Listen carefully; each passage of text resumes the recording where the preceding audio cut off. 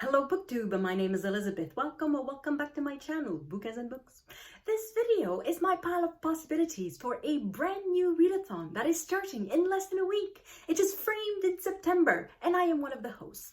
In this readathon, me and my co-host, who are Lindy from Lindy's Magpie Reads, Greg from Another Bibliophile Reads, Hannah from Hannah's Books, and Heather Greg from the channel Heather Greg. We are inviting you to read books about art. You can define art in any way you want. So it's not just painting, it's not just sculpture, it's also music and dance and crafts and architecture and design and anything you can think of that is artistic in nature. And it can be fiction or non-fiction. So that's the basis, the basic task, the basic invitation for this readathon. Just read one book, fiction or non-fiction, about art. And then there's a second prompt, just in case you are invited to experience a work of art. So that means you can go to a museum, you can go to a gallery, you can attend a concert, attend a play, you can just have a walk in your city and try to notice the architecture or the public art, just anything that you want, really. And then there's a third bonus prompt for the very courageous. We invite you to create art or to share something about a work of art that is meaningful to you. So that's the basic, the very basic invitation that we extend to you, and we hope you are going to join us. So of course there are going to be links in the description box below to the channels of my co-host and to my announcement video in case you want more details. Well, I pretty much gave them all, so all the details are pretty much what I've just said. It's in September, it's about art, and that's that. So in this video, it's going to be my pile of possibilities for September, for framed in September. All my wonderful books on art that keeps piling up and that I don't necessarily read. Some I read right away, but some others, well, like many other books, I tend to buy a bit more than I can read, or rather I buy as much as I read, but I read a lot from the library, so there's an imbalance of some sort. Anyway, so in September, I'm just going to focus my attention on books about art. So, without further ado, the first books, the first two, because they are by the same author. The author is Ross King. So this one is Defiant Spirits, The Modernist Revolution of the Group of Seven. So the Group of Seven is a group of 7 Canadian painters from the beginning of the 20th century, and they change a lot in Canadian art. There's quite a few of their work in the National Art Gallery in Ottawa, so I'm going to try to spend a few hours at the National Art Gallery in September. So that's going to be my prompt number 2, experience some art. I'm going to try to go to the National Art Gallery. And the other possibility that I have also by Ross King is Mad Enchantment, Claude Monet and the Painting of the Water Lilies. So this one, I'm not going to go see the water lilies in person because they are in Paris. And that requires more than just buying a ticket to the museum. I need to buy a plane ticket, and that's a bit expensive. But the book itself is not expensive. I bought it secondhand, and it's just right there waiting for me to read it. And it's about the last years of Claude Monet, during a little bit before World War I think that he started on the project, and the last years of his life that he spent in Giverny, in his garden, and painting this wonderful masterpiece that is the Water Lilies, which is an oversized, really like wall-size canvas, and just a beautiful work of art. Do we have pictures somewhere? I'm sure we have pictures in the middle. The water lilies. Do we have them? Yeah, we have them. Like this. So there's this bit and there's this bit. So it's there, but it's I'm sure I'm going to get a better look on the internet, I'm sure. But anyway, so this is 2 possibilities by an author that I love. So by this author, I've also read 4 books. I've read Leonardo and the Last Supper, Michelangelo and the Pope's Ceiling, and Brunelleschi's Dome. So that's 3. I've read these 3. Oh, and I've read another one where he does, it's a beautifully illustrated book about Italian Renaissance, the Italian Renaissance in art, and he does the text. But anyway, so Ross King is a very good author. If you like to read about art, I wholeheartedly recommend him. So that's a couple of books. Next, I'm moving on from painting, and I'm going into photography, the art of photographs. So this is Anthropocene, and the authors are, names hard to pronounce, Bortinsky, Beischwal, and De Pensier or De Pensier or De Pensier. I have no idea where they come from. This was an exhibition at the National Art Gallery in Ottawa. I did not attend the exhibition, but I did buy the book because it's full of pictures, and it's about how it's about the impact of humans on the planet, and yeah, it's very beautiful. So there's a lot of art in the book, but there's also a lot of text, as you can see. So that is something that is going to be interesting and something I've never read about. So that would be entirely new for me. Another possibility is classical music. So this is A Sound Mind, how I fell in love with classical music and decided to rewrite its entire history, by Paul Morley. So this is, as it says, a history of classical music. But if I remember correctly from what I read on the flap, he doesn't go chronologically, because most histories of classical music, they start at the beginning, or that's like the Middle Ages approximately, and Gregorian chant, and then they gradually move towards modern day. So they go Gregorian chant and Renaissance music, and then Baroque, and then classical period, Romantic, and until our days. So that's how generally it is told. But apparently in this book it doesn't use that framework. It uses a different framework, so that should make it interesting. And then the last book it's not the last book at all. It's the last hardcover book that I own, because I borrowed quite a few things from the library too. But the last one that I own, the last nonfiction, is Your Brain on Art: How the Arts Transform Us, by Susan Magsamen and Ivy Ross. So this one is a science book more than an art book, but it counts because it's about art, and that's all that we ask for the readathon. It has to be a book about art. So this one focuses on the neuroscience, how our brain react to art. And I think this can help to answer the age-old question of what is art. Because if art is an effect on our brain, then whatever causes the effect should be art. And I think that's something fascinating. Oh, and this book also fits a new readathon. It was announced a few days ago by Justin from Triumphal Read. He invites us to read books about science from now until the end of the year, because he feels that we need nonfiction, science nonfiction more and more, because there's a lot of science illiteracy, and there's a lot of misinformation that is propagated about science. So he feels that non-fiction science should have its spotlight on BookTube. So he created that event. So from September to the end of the year, you are invited to read books about science. So that one fits that readathon too. So feel free to use books in two readathons. The art readathon is compatible with many other readathons, so including the science readathon.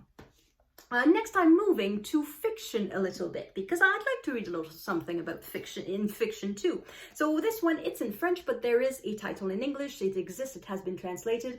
It is Just Fine, by France Daigle. So she is an author from New Brunswick, and she writes in French. And this one is about art, because that's what it says at the back. So there's a painting by Bruegel, is that how you pronounce the artist's name? So there's a painting by Bruegel that is involved, and it says that the main character is an artist who is suffering from agoraphobia, so people who are afraid to go out of their houses, who are afraid of public places. So this is about an artist, and I suppose some sort of creativity crisis that has to do with mental issues. And then, oh, by the way, this one is compatible with Shorty September, an event where we are invited to read short books. So that one is hosted by Pastori Time, so that's Sean and Bert at Pastori Time, and Heather from Too Many Heathers. So links in the description box below, as always. So that's under 200 pages, and this one is also under 200 pages and compatible with Shaketember, because this one is by Shakespeare. Now, why am I picking Twelfth Night as a possibility for an art readathon? Is it about music? Is it about art? The first line is, "If music be the food of love, play on." So yeah, maybe it's about music. I know it's not. I know it's not I know it's not about music at all. It's not about a play, and it's not about anything like that. But as I said, one of the prompts for the art readathon is to experience a work of art, and that can include attending a play. And I'm going to attend a play. I'm going to attend Twelfth Night by Shakespeare, as well as Romeo and Juliet and Cymbeline, because I'm going to go to Stratford at the end of September, the last week of September. I'm going to be in Stratford, Ontario, and I'm going to watch a bunch of Shakespeare plays. So, and Twelfth Night is included in them, and it's also one of the choices of the host for Shaketember. There are 5 other plays, so there are 6 plays that they have selected, so I'm definitely going to read this one. I may read some others too, but definitely this one. And then my last choice for fiction is a book that is not translated in English, unfortunately. Well, I say unfortunately, I haven't read it yet, so I don't know if it's good or not. This is Excusez les fautes du copiste. Apologies for the mistakes of the the person who made copies. Copyist? So traditionally, copists, so copyists, they were people who were writing. So before the invention of the photocopying machine, if you had a contract, if you were buying a house, well, you had a copy of the contract, and someone else had the copy of the contract, and probably some lawyer had a copy of the contract. So somebody had to actually copy the contract. But that doesn't exist anymore. So people who are copists, well, I suppose that they copy something else.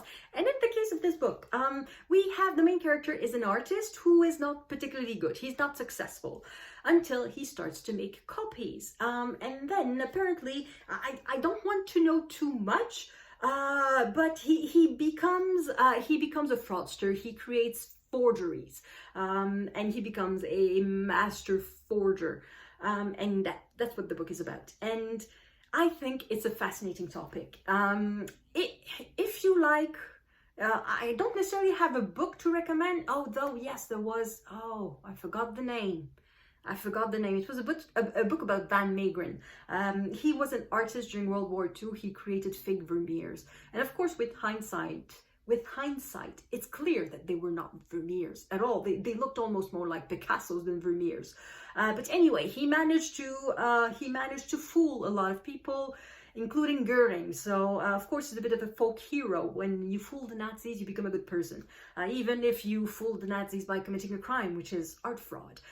Because that's the thing about art fraud. So let's talk about paintings. If somebody copies a painting, there's the original and then there's an identical copy. I suppose that as a viewer, when you watch it, they both have the same effect. If a copy has the same effect as the original, why is the copy worthless? Why is the copy a crime, potentially? It's not a crime to copy, but it's a crime to sign someone else's name and try to have the copy passed as an original. That's a crime. And there's something fascinating about that. So there's an entire series, and I think it's all available on YouTube. It is Fake or Fortune. It's a British series, and the 2 hosts take paintings that have been submitted by the public. The paintings that are not whose authenticity is not established, and they try to establish the authenticity or not of the painting. So they try to find traces of the painting in the bill of sale of galleries, of auction houses. They look at the back of the painting, see if there are clues to where it could have come from and where it could have been sold. They are looking at photographs of, when the paintings is more recent, of photographs of the artist, and see if they can spot the painting in the background. And of course, they have chemical analysis of the pigments, of the materials, to see if it's compatible with the time period in question. And all of that is completely independent of whatever's of the art. It has nothing to do with the art. And whether the art is powerful or not, it's one of the factors, but it's a very, very slim factors. If you don't have, see, that's the thing. It's the difference between art and not art. I think it's fascinating. Another fascinating story of fraud. It was in New York a few years ago. I think it was in the mid-2010 that the fraud was brought to light. There was a gallery that had existed since the American Civil War in New York called Knoedler, and there was an I think she was the director. Her name was Anne Friedman, and she sold paintings that she thought were originals, Rothko's and Pollock's and American painters from the mid-century, and she sold them for millions of dollars to rich people in New York. The thing is, she had bought them not for millions of dollars, but for for thousands of dollars, for like a few tens, like for, let's say, $30,000, and then a few days later she can sell it for $3 million. Profits that are, even in art, it's a once in a lifetime kind of find, potentially. And she sold dozens of those. She always bought them from the same person who had a story but kept changing, adapting the story a little bit. Oh, I'm selling this for... the man is rich. He doesn't really care about money. He just wants to get rid of the paintings because he doesn't really like them. He got them from his father. Oh, and then, oh, well, he's sick and now he's dying. I don't remember exactly what the details were. But anyway, there's a wonderful documentary on that particular fraud case. It is called Made You Look. And if you're in Canada, it's available for free on CBC Gem. It is just fascinating. I think fraud sometimes is fascinating, but art fraud is just, I cannot get enough of those. I think it's so interesting. To the point that, well, I borrowed a book from the library, and that is another one of my pile of possibilities, The Art of the Con by Anthony M. Moore, and it is the most notorious fakes, frauds, and forgeries in the art world, because I think it's fascinating as a topic. Also, other books from the library that I borrowed, though I don't know if I'm going to read them because I want to focus on the books that I have more than the books that I borrow. So this one is Wagnerism. So we are back to classical music, Art and Politics in the Shadow of Music by Alex Ross. I've read other books by Alex Ross. I've read at least one, maybe two. But he is a music critic for the New Yorker, and he has been for a couple of decades, I think, and he knows a lot about his field, which is music. And in this book, he explores not so much the music of Wagner, but everything that surrounds it, because Wagner is politically charged. He was himself, Wagner, an anti-Semite big time. Like, even if we think that 150 years ago everybody was a bit anti-Semitic, yeah, but not as much as Wagner. He was, even for the time, even if you adjust for the mentalities, it was worse. It was bad. It was terrible. And he was also, of course, very much favored by the Nazis. In Israel, he wasn't played until very recently. He was somewhat cancelled. So the music of Wagner it comes with a lot of connotations that are not necessarily positive and that have nothing to do with the music. So this book is about all of that. But it's a big book. It's like 700 pages. And as I said, I would like to prioritize my own books. Then there's a book about an art that I know absolutely nothing about, and that is architecture. So this is Architecture of the Absurd, How Genius Disfigured Practical Art by John Silber. I know nothing about architecture, as I said, but I think this book is very accessible. It is full of pictures. It is very short. There's also quite a bit of text. And it says here, have you ever wondered why the Guggenheim is always covered in scaffolding? Why the slashes on the exterior of Liebeskind's Jewish museum, supposed to represent Jewish life in pre-war Berlin, reappear for no reason on his Royal Ontario Museum in Ontario? Or why Gary's design for an MIT lab for sensitive research has glass walls, not to mention why, for $442 per square foot, it doesn't keep out the rain. You're not alone. In Architecture of the Absurd, John Silber dares to peek behind the curtain of genius architects and expose their willful disdain for their clients, their budgets, and the people who live or work inside their creations. I thought that sounded great. I have nothing against modern architecture in and of itself, but as the title says, this is a practical art. So if the practical art doesn't fit its purpose, it becomes absurd. So yeah, this one is interesting. I think I'm going to read that one if I have time. And then the other one that I borrowed is on one of my co-host recommendation. It is Seeing Slowly, Looking at Modern Art by Michael Findlay, and that's a book that Heather Gregg recommends a lot. I remember that she mentioned it at the beginning of the year, and I did borrow it from the library at the time, but I didn't have time to read it, so I just brought it back. And now I've picked it up again. And that reminds me, so this one, it's just to invite us to look at art slowly.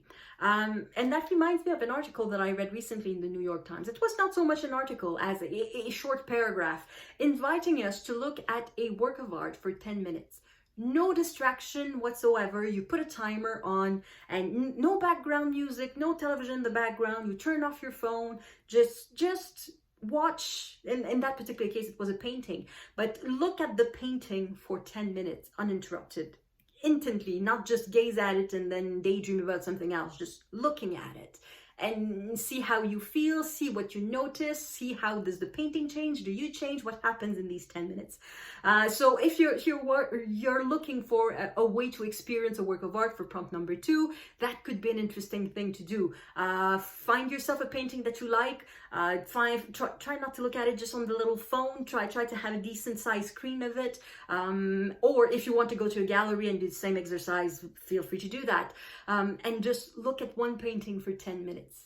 And see what you perceive of it, see what catches your eye and your impressions. I think that could be very interesting.